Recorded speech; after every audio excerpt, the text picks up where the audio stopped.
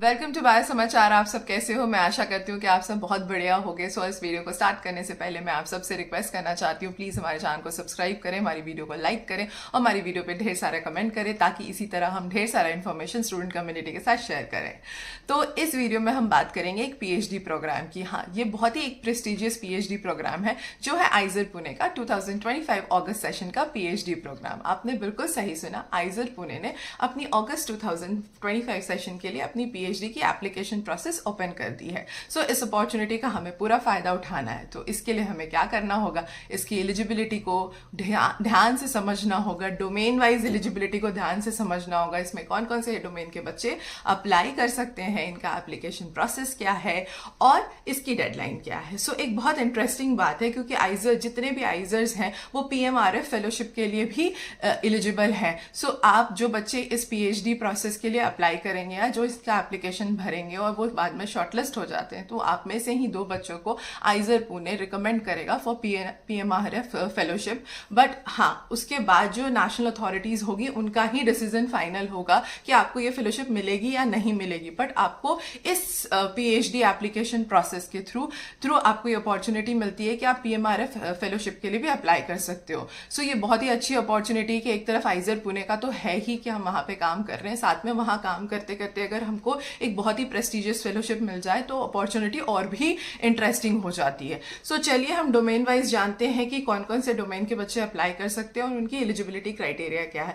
तो इसमें biological science के बच्चे अप्लाई कर सकते हैं, केमिस्ट्री के अप्लाई कर सकते हैं, डेटा साइंस के कर सकते हैं, अर्थ एंड क्लाइमेट साइंस के कर सकते हैं, ह्यूमैनिटीज एंड सोशल साइंस के कर सकते हैं, मैथमेटिक्स के एंड फिजिक्स के बच्चे अप्लाई कर सकते हैं। सो मतलब कि पीएचडी इन बायोलॉजी ओपन है आइजर पुणे में, PhD in chemistry, PhD in data science, PhD in earth and climate science, PhD in humanities and social science, PhD in mathematics and PhD in physics. तो इन्होंने बहुत सारे डोमेन्स को cater करा है। सो बहुत सारे बच्चे इस अपॉर्चुनिटी का फायदा उठा सकते हैं। सो हम डोमेन वाइज समझते हैं कि पीएचडी प्रोग्राम इन बायोलॉजी का क्या क्या एलिजिबिलिटी क्राइटेरिया है। तो हम ऐसे एक एक करके सारे डोमेन्स को कवर करेंगे। सो जो पीएचडी है आइजर के पास एक बहुत ही डाइवर्स रिसर्च ग्रुप है। सो इन्होंने मेंशन भी किया है कि बायोलॉजिकल साइंसेज में इनके पास कौन कौन सी रिसर्च ग्रुप है, जो है इकोलॉजी एंड इवोल्यूशन में, मोलिकुलर बायोलॉजी, सेल बायोलॉजी और बायोकेमिस्ट्री में। आप देख लेना कि इनमें से कौन कौन से प्रोफेसर्स हैं, फिर उनकी आप जाके रिसर्च प्रोफाइल किसकी लैब है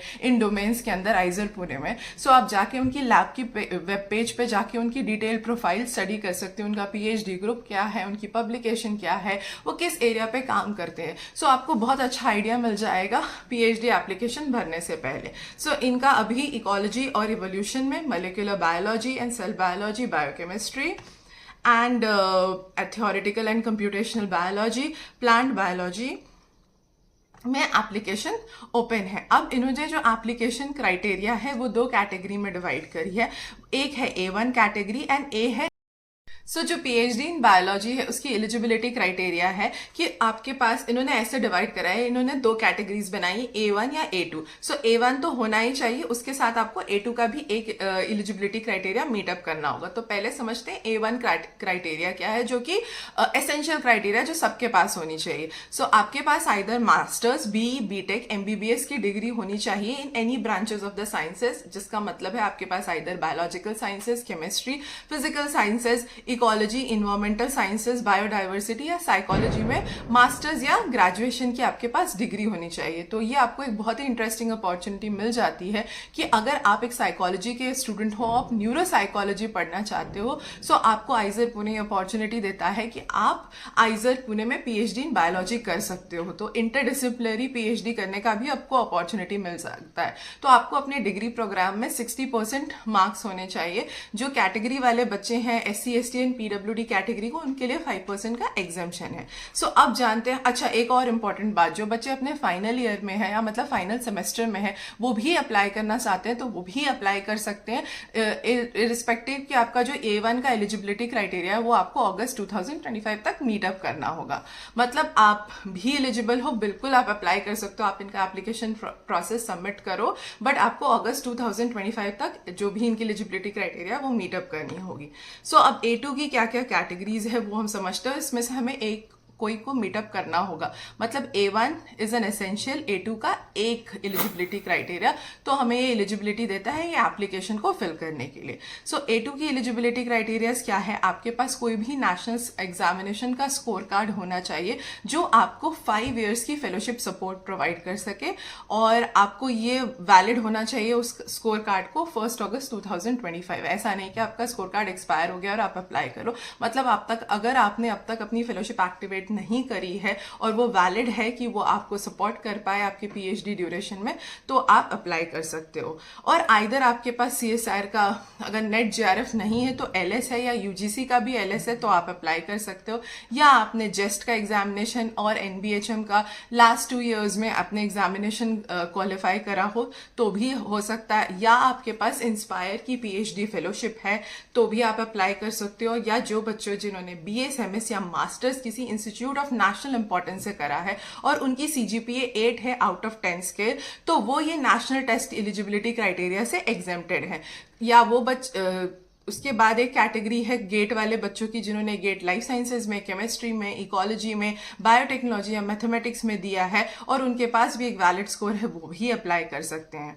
सो इनमें से कोई भी एक होगा तो आप अप्लाई कर सकते हो, और सिर्फ जो बच्चे इंस्टीट्यूट ऑफ नेशनल इंपॉर्टेंस में है उनके लिए नेशनल एलिजिबिलिटी टेस्ट का स्कोर कार्ड का मैंडेट नहीं है। Rest everybody has to have a national score card mandate. So इसके बाद आप एप्लीकेशन प्रोसेस फिल करोगे, उसके बाद आप शॉर्टलिस्ट होगे, आइजर पुणे एक इंटरव्यू कंडक्ट करेगा, तब जाके आपका एप्लीकेशन या कैंडिडेचर फाइनल होगा। सो आपके एप्लीकेशन प्रोसेस में एक बहुत ही इंपॉर्टेंट चीज ये है कि आपको एक रिसर्च क्वेश्चन को डिजाइन करना है और उसकी स्टडी को उसके आसपास डिजाइन करना है। मतलब आपको एक रिसर्च क्वेश्चन अपने लिए डिजाइन करना है एंड उसके नियर अबाउट आपको एक स्टडी को डिजाइन करना है। सो ये आपके एप्लीकेशन प्रोसेस को शॉर्टलिस्ट करने में बहुत ज्यादा हेल्प करेगा। सो आप इसको बहुत ध्यान से करना, रिसर्च क्वेश्चन लिखना, उसके अराउंड आप अपनी पूरी स्टडी को फॉर्मुलेट करना, ताकि आपको ये बहुत अच्छा अपॉर्चुनिटी देगा अपनी एप्लीकेशन प्रोसेस को शॉर्टलिस्ट कराने में। सो आपको जो भी हमने बताया था कि जो भी डोमेन्स ओपन है PhD इन बायोलॉजिकल साइंसेज में, अगर आप चाहोगे तो उन डोमेन्स के नीचे इनकी वेबसाइट पे साइंटिस्ट का नाम भी लिखा है, हम डिस्क्रिप्शन दे देंगे अपनी वीडियो के डिटेल में भी। आप उन साइंटिस्ट के लैब के वेब पेज पे विजिट करके उनकी डिटेल्स को बहुत ही डिटेल में समझ सकते हो, ताकि आपको बहुत बढ़िया हेल्प मिल जाएगी कि ये कौन कौन से डोमेन में काम करते हो, और अगर वो डोमेन्स आपके भी रिसर्च इंटरेस्ट है, मीटअप करती है, तो बहुत अच्छा हो जाएगा और आप उसके अराउंड ही रिसर्च क्वेश्चन फ्रेम कर सकते हो। Rest you have all the wisdoms to frame. कोई भी क्या सजेस्ट कर रहा है वो इंपॉर्टेंट नहीं करता है, आप क्या करना चाहते हो, आपका रिसर्च इंटरेस्ट क्या है, आपका पैशन क्या है, because PhD is your own journey, it's a 5 year long research journey. तो अपनी जर्नी तो आपको जिसमें काम करने में मजा है उसी में ही करनी चाहिए। सो ये हो गई PhD इन बायोलॉजी की डिटेल्स। अब हम जानते हैं chemistry. So somehow eligibility will be similar, A1 A2 same ही रहेगा। इसमें भी जो हमने एलिजिबिलिटी क्राइटेरिया की बात करी थी, that is 60% marks, 55% for the बाकी वही है। मास्टर्स आपके पास होना चाहिए, BTech, MTech या M-Pharma की डिग्री भी हो सकती है आपके पास एक वैलिड नेशनल स्कोर कार्ड होना चाहिए, और अगर नहीं है तो आप इंस्टीट्यूट ऑफ नेशनल इंपॉर्टेंस में आपका 8 आउट ऑफ 10, मतलब आपका 8 पॉइंटर्स होना चाहिए on the scale of 10। So similar ही है बायोलॉजिकल साइंसेस के तरह ही है, ये भी सिमिलर है, बस यहाँ पे केमिस्ट्री फिजिक्स अगेन मैं आपको कह रही हूँ, यहाँ पे भी आपको एक रिसर्च क्वेश्चन सबमिट करना होगा। आप जो साइंटिस्ट, आप जाओ आइजर पुणे की वेबसाइट पे, वहाँ जाके चेक करो जो साइंटिस्ट केमिकल साइंसेस डोमेन में काम कर रहे हैं, उनके वेब पेज को स्टडी करो। अब अपने रिसर्च इंटरेस्ट के साथ देखो कि किसके साथ अलाइन होता है, उसके अराउंड आप इसका एप्लीकेशन सबमिट करो। थर्ड है डेटा साइंसेस। तो डेटा साइंसेज में भी आप PhD अप्लाई कर सकते हो आइजर पुणे। उसमें भी similar eligibility criteria A1 A2 वाला ऑलमोस्ट ऑल डोमेन्स में सिमिलर है। सो आप चेक करो कि आप मीटअप करते हो या नहीं करते हो और इसकी जो लिंक है वो एक्टिवेट हो चुकी है एप्लीकेशन सबमिट करने की, सो आप जाके एप्लीकेशन सबमिट कर सकते हो। इसके अलावा है आपके पास अर्थ एंड क्लाइमेट साइंस, उसकी भी एलिजिबिलिटी क्राइटेरिया समहाउ सिमिलर है। आप चेक कर सकते हो कि यहाँ पे कौन कौन से एरिया में अर्थ एंड क्लाइमेट साइंसेज में रिसर्च होता है आइजर पुणे में, जो कि कुछ डोमेन्स है climate modelling, monsoon climate extremes, connective system, Himalaya glaciers, geology, geophysics and और भी जो चीज़ें हैं। आप इंटरडिसिप्लिनरी भी कुछ प्लान कर सकते हो, तो आप बहुत अच्छे से डिटेल में स्टडी करो फिर ही एप्लीकेशन सबमिट करना, बिकॉज जैसा कि हमने बोला कि रिसर्च क्वेश्चन बहुत इंपॉर्टेंट है आपके एप्लीकेशन को शॉर्टलिस्ट कराने में। सो यहाँ पे जो आपके पास है वो आपके पास जो मास्टर्स है वो होनी चाहिए जियोलॉजी में, फिजिक्स में, मैथमेटिक्स में, एटमॉस्फेरिक साइंस में, क्लाइमेट साइंस में, इंजीनियरिंग में, बायोलॉजी में भी, इन्वायरमेंटल साइंस में। सो सिमिलर बीटेक या मास्टर्स की डिग्री होनी चाहिए, नेशनल स्कोर कार्ड होना चाहिए, और अगर या आपके पास इंस्पायर पीएचडी फेलोशिप होनी चाहिए, या फिर आपने बीएसएमएस किसी इंस्टीट्यूट ऑफ नेशनल इंपॉर्टेंस से करा है तो आप भी अप्लाई कर सकते हो without national score card as well. So एक चीज़ मुझे बहुत पसंद है आइजर पुणे की पीएचडी एप्लीकेशन प्रोसेस में कि इन्होंने बहुत अच्छे से ब्यूटीफुली इंटरडिसिप्लिनरी पीएचडी प्रोग्राम के लिए एप्लीकेशन को फ्रेम करा है। तो आप इस अपॉर्चुनिटी को बिल्कुल मत मिस करो, ये बहुत ही इंटरेस्टिंग अपॉर्चुनिटी है। मतलब आप किसी भी डोमेन में हो, जो भी इनके डोमेन्स मेंशन है, चाहे आप इन्वायरमेंटल साइंसेस की हो, बायोलॉजी की हो, फिजिक्स की हो, केमिस्ट्री को, आप इंटरडिसिप्लिनरी अपने रिसर्च इंटरेस्ट के हिसाब से आप एप्लीकेशन सबमिट कर सकते हो ताकि आप अपना पैशन परस्यू कर पाओ। ठीक है, तो हमने डिटेल में समझ लिया बायोलॉजी, केमिस्ट्री, डेटा साइंस, अर्थ साइंसेस। अब चलते हैं ह्यूमैनिटीज एंड सोशल साइंसेस की तरफ। सो यहाँ पे सारे ह्यूमैनिटीज़ एंड सोशल साइंसेस के डिसिप्लिन के रिसर्च एरिया में पीएचडी एप्लीकेशन प्रोसेस ओपन है। मैं कुछ आपको बता देती हूँ, जैसे कि economics and developmental studies, history, literature, political science and sociology. इसके बहुत सारे सब डोमेन्स भी हैं जिसकी डिटेल इनकी वेबसाइट पे है, वहाँ पे मैं लिंक दे दूंगी आपको डिस्क्रिप्शन में, वहाँ पे जाके आप चेक कर सकते हो। इसकी भी eligibility criteria same A1 A2 है। यहाँ पे भी आपको 60% marks either in your MA या bachelors 4 year degree bachelor programme में होना चाहिए। और second eligibility criteria is similar, national score card आपके पास होना चाहिए, या आप किसी इंस्टीट्यूट ऑफ नेशनल इंपॉर्टेंस से 8 आउट ऑफ 10 स्केल में आपकी CGPA होनी चाहिए। तो ये एलिजिबिलिटी क्राइटेरिया सबकी समहाउ सिमिलर है। आपके पास 5 ईयर का वैलिड नेशनल एग्जामिनेशन का वैलिड स्कोर कार्ड होना चाहिए, गेट का भी हो सकता है बिकॉज सोशियोलॉजी में भी गेट प्रोग्राम होता है। Selection process will be on the basis of your research plan and your credentials. तो रिसर्च प्लान बहुत ही ध्यान से बनाना है। सो ह्यूमैनिटीज़ के बच्चे भी समझ गए होंगे, बाकी मैं डिटेल्स आपके साथ शेयर कर दूंगी, वहाँ पे आप जाके उसकी लिंक पे चेक करो।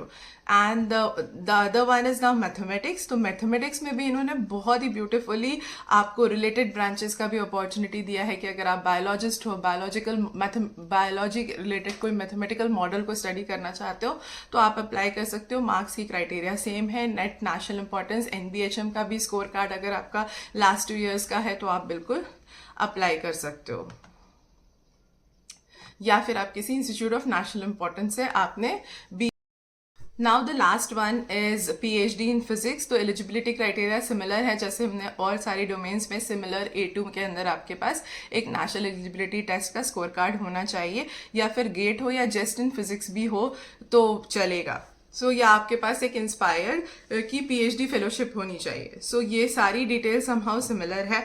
आप जाओ, इनकी वेब पेज को विजिट करो और ध्यान से रिसर्च क्वेश्चन फ्रेम करो। और मैं आप सबसे रिक्वेस्ट कर रही हूँ कि आप इनके वेबसाइट को विजिट करो। यहाँ पे आपको जाके आपको साइंटिस्ट के साथ उनके लैब का वेब पेज मिल जाएगा, जहाँ जाके आप बहुत ही सारी डिटेल्स को ध्यान से समझ सकते हो। और अगर आपको एप्लीकेशन फिल करते वक्त कोई भी क्वेरी होती है तो you can always approach to uh, we are there to help you. So इनका एप्लीकेशन प्रोसेस ऑनलाइन है। आप जाओ और जाके एप्लीकेशन आइजर पुणे की वेबसाइट जो कि है aizarpune.ac.in, वहाँ पे एडमिशन वाले टैब के अंदर जाके आपको इनकी एप्लीकेशन अपने एरिया इंटरेस्टेड डोमेन में आपको फिल करनी है। और वहाँ पे जाओ, एप्लीकेशन ऑनलाइन है, फिल करो। और कोई भी क्वेरी होती है you can always approach to Bio Samachar. And जो फिजिक्स उनकी जो डेडलाइन है वो थोड़ी सी अलग अलग है। जैसे कि फिजिकल साइंसेज का जो एप्लीकेशन प्रोसेस है वो आज 6 मार्च से शुरू होगा और उनकी लास्ट डेट है सबमिट करने की 5 PM 31 मार्च 2025। सो मैथमेटिकल साइंसेज का जो लास्ट डेट है वो सबमिट करने का वो है 11 मार्च। ह्यूमैनिटीज़ एंड सोशल साइंसेज का जो लास्ट डेट है PhD फॉर्म सबमिट करने का वो है 26 मार्च। अर्थ एंड क्लाइमेट साइंसेज का जो लास्ट डेट है वो भी है 26 मार्च। डेटा साइंसेज का जो लास्ट डेट है सबमिट करने का वो भी 26 मार्च है। केमिस्ट्री का है वो है last date of application is 20th April. And biological sciences का जो लास्ट डेट है एप्लीकेशन सबमिट करने का वो है 24 मार्च। तो डेडलाइन भी चेक करना, सेम डेडलाइन नहीं है, अलग अलग प्रोग्राम के अलग अलग डेडलाइन है। So all the best, apply for the IISER Pune PhD programme and keep on subscribing bio Samachar for more such interesting detail.